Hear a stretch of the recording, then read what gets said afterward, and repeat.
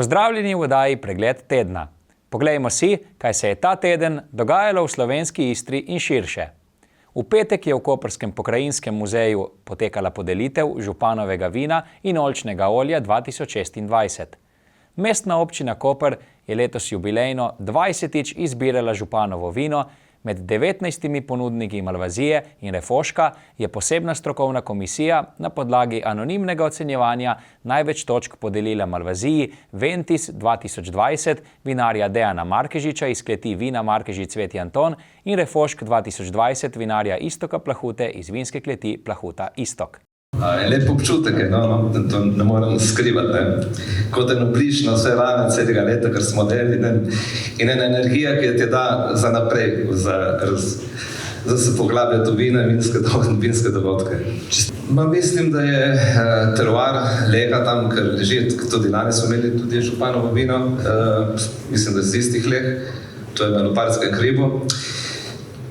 Mislim, da to je velik del tega, Drugo je tudi delo v kleti, počasi rastemo gori, zdaj je začel še vstal doma še sin, Jakob, in tako da upam, da bomo se nadaljevalo naprej. Mislim, da je to odraz predvsem njegovega trdega dela in tudi drugih članov družine in seveda naše zemlje in trd, ki so praktično starejši od mene, tako da se zliva lepo eno z drugim, mislim. Od leta 2008 pa poteka tudi natečaj za izbor županovega oljčnega olja, kjer je letos sodelovalo 47 ponudnikov.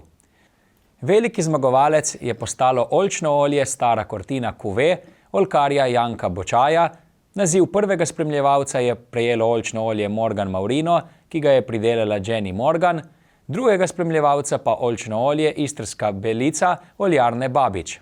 Komisija je sicer podelila še 6 platinastih, 30 zlatih, 4 srebrna in 3 bronasta priznanja. Jaz mislim, da tukaj smo vložili dosti truda znanja in smo v bistvu skrbeli za vse dejavnike, ki vplivajo na kvaliteto od vsega začetka in da to ni sreča. To je treba prinuditi vrhunsko olje, je predvsem znanje in pravilne in prave aktivnosti v pravem času. To je recept za uspeh. Je treba delati kvalitetno, je treba imeti dobrega oljarja. In recept. Oljar, jaz moram reči, da moram pohvaliti moje prijatelje oljarne Babič, ki so dali piko na i mojemu olju. Tukaj je več dejavnikov, ki vpliva. Treba je se za nekaj zavedati, da imamo vedno težje te vremenske pogoje in da letos je bilo malo specifično leto, smo imeli veliko vročino junija, potem dosti napada muhe, tako da bilo treba res skrbeti za vsak detajl in biti skozi nekako na preži, da vzdržuješ nekako tako situacijo, da da na koncu neko vrhunsko olje. Mestna občina Koper bo kot vsako leto v protokolarne in promocijske namene od najboljše uvrščenih odkupila dogovorjeno količino vina in oljčnega olja. Zmagovalci so prejeli posebno nagrado steklarne Rogaška in podporo v vrednosti 700 evrov pri promocijskih aktivnostih, ki jih bodo izvedli v sodelovanju z Zavodom za mladino, kulturo in turizem Koper.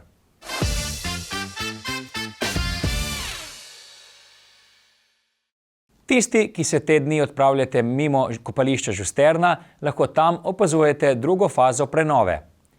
Čeprav so morali razpis za oddajo prenovitvenih del ponoviti in so zato na občini z naložbo v kopališče začeli pozneje od načrtovanega, pa zdaj dela potekajo zelo hitro, zato so želje po dokončanju projekta še pred kopalno sezono. Druga faza prenove zajema ureditev 2840 kvadratnih metrov utrjenih površin in 970 kvadratnih metrov zelenih površin. Urejene bodo tudi pohodne površine in površine za sončenje, poskrbljeno bo za boljši dostop do morja, vključno s posebno rampo za gibalno ovirane, postavljene pa bodo tudi nove klopi.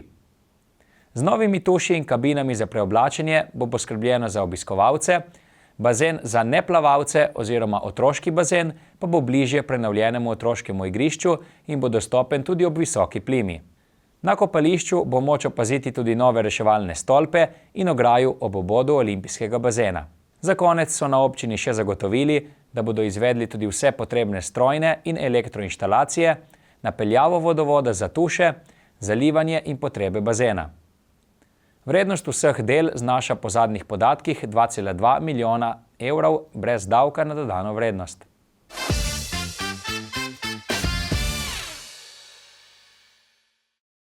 Mestna občina Koper je z 10 prostovoljnimi gasilskimi društvi in Obalno gasilsko zvezo Koper podpisala pogodbo o financiranju gasilske javne službe za tekoče leto.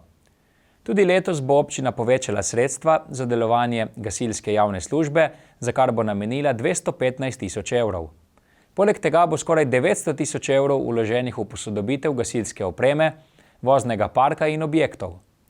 Od skupnega zneska za nadgradnje bo približno 60 tisoč evrov namenjenih izboljšanju gasilske opreme prostovoljnih gasilskih društev. Skoraj 325 tisoč evrov bo občina namenila za posodobitev gasilskih vozil, za gašenje gozdnih požarov PGD Krkavče in PGD Hrvatini ter za popravilo vozila PGD Movraž. Za obnovo gasilskih objektov bo namenjenih več kot 514 tisoč evrov. Največji del, nekaj več kot 350 tisoč evrov, bo porabljen za dozidavo gasilskega doma oziroma večnamenske dvorane v Hrvatinih. Obnova strehe gasilskega doma v Krkavčah bo stala 156 tisoč evrov, dodatnih 1500 evrov pa bo namenjenih izdelavi investicijske dokumentacije za gasilski dom v Ospu. V okviru participativnega proračuna bo letos urejena tudi zgodovinska soba PGD Hrvatini, za kar bo občina zagotovila še dodatnih 31 tisoč evrov.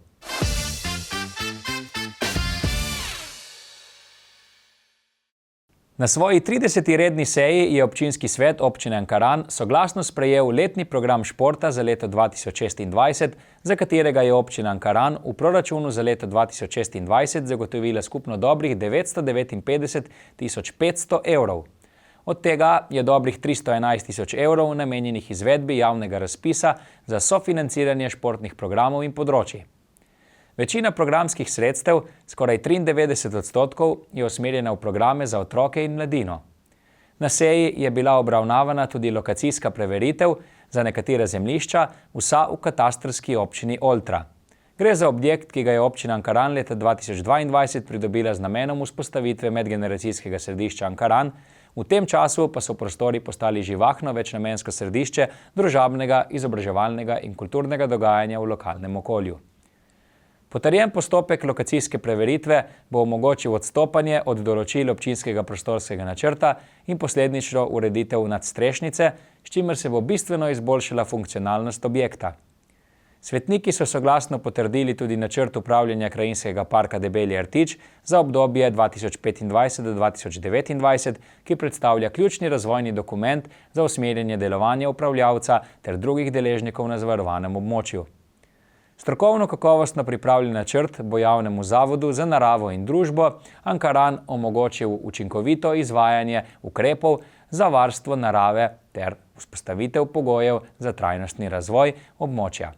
Ob tej priložnosti je občinski svet imenoval tudi predstavnike ustanovitelja in zainteresirane javnosti v svet zavoda, s čimer so izpolnjeni pogoji za začetek delovanja tega organa.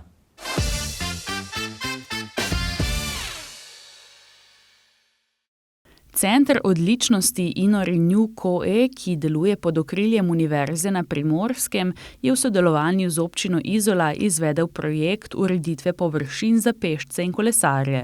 V torek so namreč uradno otvorili prenovljeni del nekdanje železniške trase Parencane, ki je nekoč povezovala Trst in Poreč. Zasnovali smo celoten projekt tako, da je čim več uporabljenih naravnih materialov, da je čim manj nekih gradbenih posegov bilo. To, kar smo vzeli naravi ali pa mestu za teh nekaj mesecev, smo mu vrnili, torej naravi smo ravno tako vrnili, kar smo odvzeli, in pričakujemo, da bo v prihodnjih mesecih, ko bo se malo ogrelo, da bo to potem tudi še bolj zaživelo, ozelenelo. Se pa že sedaj precej uporablja, opažamo, da je veliko sprehajalcev, predvsem sprehajalcev, več kot kolesarjev. Tukaj so pač takšni objekti, kot je osnovna šola, medgeneracijski center in potem tukaj se sprehajajo dnevno ljudje, ki prihajajo iz osnovne šole z otroki. Tako da mislim, da bo zaživelo to še pozneje tudi bolj. Še posebej pa bo zaživelo še, ko bo zgrajen dom starejših občanov, ki bo tudi lahko tukaj videl, pač tukaj bo nastala neka povezava in bo to nek park tudi za njih. Projekt je zajemal ureditev približno 3900 kvadratnih metrov površin, zasaditev 70 dreves, postavitev 18 uličnih LED svetilk ter ureditev 3 počivališč z urbano opremo v skupni vrednosti skoraj 250 000 evrov. Na Univerzi na Primorskem smo zelo veseli, da se z občino Izola vedno znamo dogovoriti za skupno dobrobit, tako da tale Parancana je bila obveza InnoRenewja in posledično obveza Univerze na Primorskem zaradi realizirane pripojitve, še iz časov, ko je bila podeljena stavbna pravica za izgradnjo te lepe lesene stavbe tu za nami. In malo smo zamujali, ampak smo veseli, da smo končno prišli do tega trenutka, da je Parancana odprta in verjamem, da bo, ko bodo tale drevesa ob njej zrasla, postalo zelo pomembno vozlišče srečevanja študentov, občanov, tudi nastanjenih v domu starejših občanov, ki bo tudi tule zraven, tako da bo prav prijetno ni okolišin. Trasa je bila predtem zaradi zaraščenosti neopazna in neuporabna, danes pa zajema skoraj 3 metre široko peščeno podlago. Veliko je bilo odpadkov, ki so jih občani dobesedno zmetali v to okolico. Tako da je bilo odpeljano kar nekaj tovornjakov. Jaz bi temu rekel kar nekih takih ostankov, ki jih ljudje privlečejo na svoje vrtove in potem nikoli ne očistijo tega. Mogoče se ne sliši lepo, ampak bi je skrajni čas, da se to enkrat pospravi. Vsem tistim, ki so tu imeli vrtičke, smo obljubili, da imajo možnost, če želijo, se oglasiti na uradu za nepremičnine in jim bomo dali ustrezno kmetijsko površino, ker bojo lahko imeli vrtiček. Ker vse to, kar je bilo tu v mojem ozadju, je bilo dobesedno na divje, brez nekih urejenih pogodbenih odnosov. V prihodnje bosta Univerza na Primorskem in občina Izola še sodelovali. Izpeljan bo projekt Arheološki park Simonov zaliv, kjer bo zrasel živi laboratorij, še kasneje pa prihaja nova stavba ob bolnici Izola, ki bo služila fakulteti za vede o zdravju in za pričetek izvajanja študijskega programa medicine.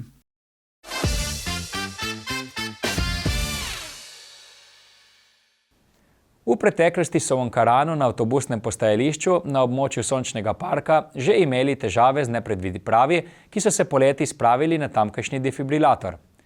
Konec januarja se je na istem mestu zgodil še en neprijeten dogodek, saj so neznanci z napisom koprske navijaške skupine popackali stavbo na postaji. Takrat je predstavnik navijaške skupine, ki sicer redno pušča svoje podpise po slovenski Istri, zagotovil, da je to delo mladine, ki se želi izdajati za člane skupine, saj sami tovrstnih zmazkov ne delajo, temveč se za lične poslikave vnaprej dogovorijo z občino. Kljub temu so člani navijačev še isti dan stavbo pobelili in se občinarjem opravičili za zmedeno situacijo, na ankaranski občini pa so se tedaj nad navijaškim grafitom zgražali in dejali, da tovrstnih reči ne podpirajo. Preden se je prah polegel, pa so se znova oglasili Ankarančani, ki so izpostavili, da se v samem centru Ankarana, na nekdanjem priljubljenem otroškem igrišču, že več let nahajajo neprimerni večmetrski grafiti, ki vključujejo občinski grb ter motive marihuane in piva. Ker so grafiti tam že dlje časa, se zdaj krajani sprašujejo, ali občina Ankaran promovira drogo in alkohol. Slednja nam je dejala, da so te obtožbe pretirane in zlonamerne s ciljem krnjenja ugleda občine in ne za konstruktivne pripombe s ciljem izboljšanja kakovosti bivanja v lokalni skupnosti. Dodali so, da doslej niso prejeli še nobenih pritožb in pobud za odstranitev omenjenih grafitov, da pa bodo kot odgovorni za to poskrbeli v kratkem. Globa za tovrstni prekršek je sicer določena v zakonu o javnem redu in miru in znaša 208,65 evrov, izrečejo pa jo redarji ali pa policija, če storilca zalotijo.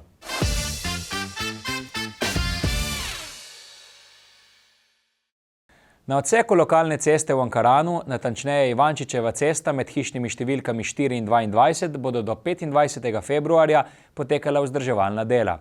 V času izvajanja lahko pride do začasnih motenj v prometu, zato prosijo udeležence v prometu za razumevanje, potrpežljivost in upoštevanje prometne signalizacije ter navodil izvajalcev na terenu.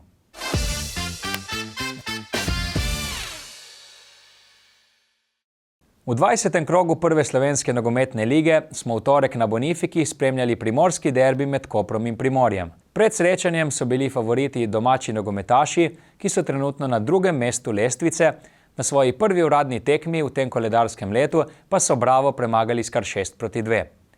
Prvi polčas je bil kar miren, s po eno lepo priložnostjo na vsaki strani, a sta mreži mirovali. V nadaljevanju tekme smo videli 3 zadetke, zmage pa se je z 2-1 veselila domača ekipa. Ja, zelo težka tekma. Nasprotnik se dobro pripravil, mi smo malo še zmatrani, ampak malo smo se razstrelali na tekmi z Bravom. To nas ni bilo tako, ampak smo se zdaj malo pošparali za Maribor. Dokaj dobra prva tekma za nas, sicer negativen rezultat, ampak smo odigrali zelo solidno tekmo. Koper je tudi na visokem nivoju, kar so dokazali prejšnjo tekmo in mislim, da smo se dobro na njih pripravili, tudi jim dobro konkurirali. Malo je zmanjkalo mogoče v napadu, ampak sem siguren, da če bomo tako nadaljevali, da bomo šli samo na gor. Prvi zadetek so gledalci videli takoj na uvodu drugega polčasa, ko je bil po Iličičevi podaji iz kota najvišji v kazenskem prostoru domači kapetan Maj Mittendorfer, ki je izkoristil slabo posredovanje gostujočega vratarja Macna. V 58. minuti so po prekinitvi do zadetka prišli tudi Ajdovci.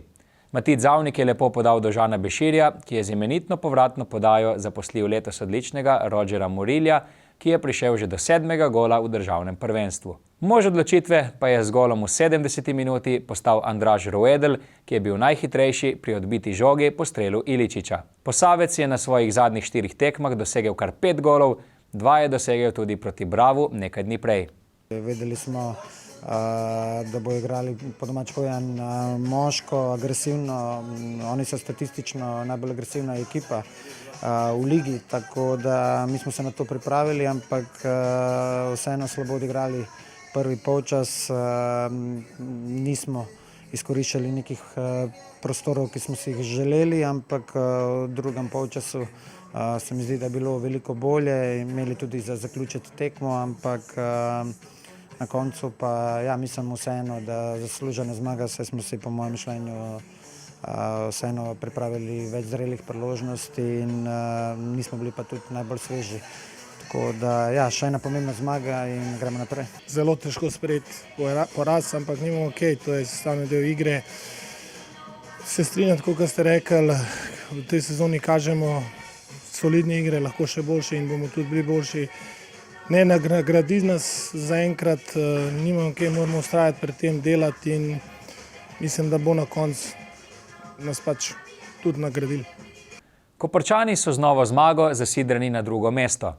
Za vodilnimi Celjani zaostajajo 10 točk, medtem ko imajo s tekmo več pred Mariborom 5 točk naskoka.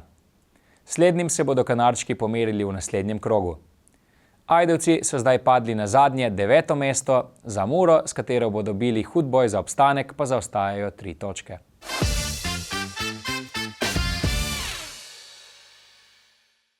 Skupina mladih Štajercev iz okolice Slovenske Bistrice je z novim videjem znova nasmejala splet. Sredi zime so plužili pot v poletje z vodnim skuterjem in z napihljivo blazino. Sporočilo ostaja jasno. Poletje je stanje duha, ne le letni čas.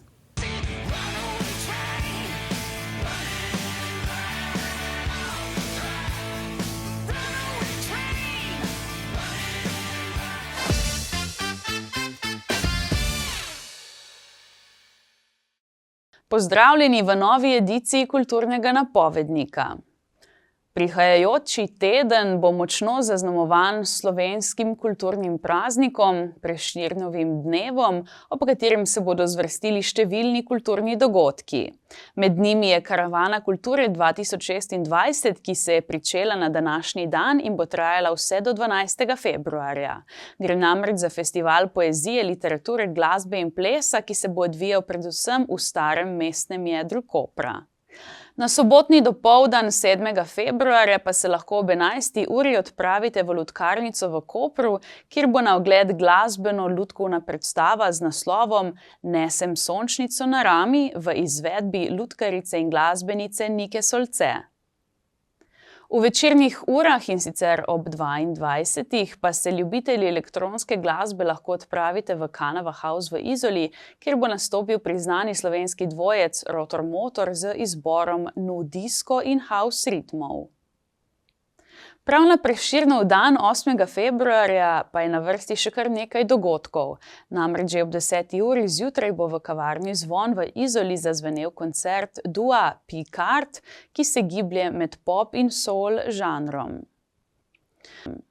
V kavarni bo v Hangar Baru v Izoli sledil koncert kitarista in kantavtorja Elvisa Šahbaza. Ta se bo žanrsko gibal med bluzom, flamenkom in jazzom. Ob 19. uri pa bo v Golden Lodži na Titovem trgu v Kopru nastopil kvintet Molet, ki bo večer obogatil z istrsko vokalno glasbo. Ljubitelji smeha pa se boste lahko v ponedeljek 9. februarja ob 19. uri odpravili v Auditorij Portorož, kjer bo na sporedu stand-up predstava z naslovom Da sam ja neko v izvedbi stand-up komika Enisa Bešlagića. Na torkov večer pa bo v mestni čitalnici v Kopru potekala predstavitev knjige Gringo Loco, kateri bo sledil pogovor z avtorjema Simonom Domo in Alešem Čarom. Pričetek dogodka ob 18. V četrtek 12. februarja pa v Centru mladih Koper nadaljujejo s tradicionalnimi večeri poezije Obalne rime. Pričetek ob 20. uri. Na petek 13. pa se lahko ob 20. uri odpravite v Kulturni dom Izola, kjer bo potekal koncert legendarnega slovenskega kantavtorja Adija Smolarja. Istega dne pa se v Izoli začenja tudi Pustovanje 2026, ki bo na Lonki potekalo vse do 17. februarja. To je zaenkrat vse, hvala za ogled in se vidimo prihodnji teden.